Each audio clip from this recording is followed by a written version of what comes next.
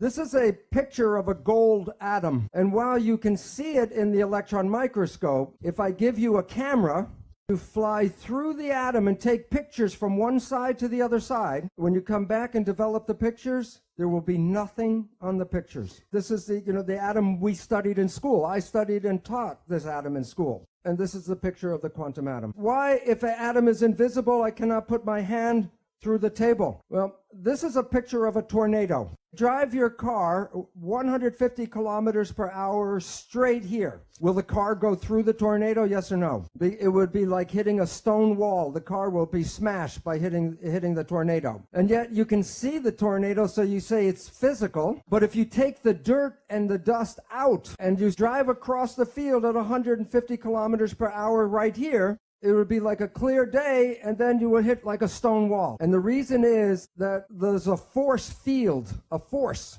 and you can't go through that force. And atoms are miniature tornadoes. So when we talk about the atom in a textbook, we have the nucleus and the electrons in shells. The protons are positive and the electrons are negative. And every atom has an equal number of protons and electrons. So every atom is neutral. However, the electrons are not equally distributed. So on this side of the atom, it's more negative, and this side more positive. So if I take a voltmeter and read here is negative, if I take the voltmeter and read here is positive. But instead of moving the voltmeter from negative and then move it here as positive, all atoms are spinning all the time. So as this atom is spinning, then I put a voltmeter, and one side red is positive and negative, red and blue. So you are watching the waves of positive and negative, and I record them. And then when you look at the character of the atom, you see the character is a wave. So atoms are in physics, in today's physics, they study the electrical activity of atoms. When you and I went to school, we studied the physical character of the atom, the mass and the weight. And today, physics studies the vibration,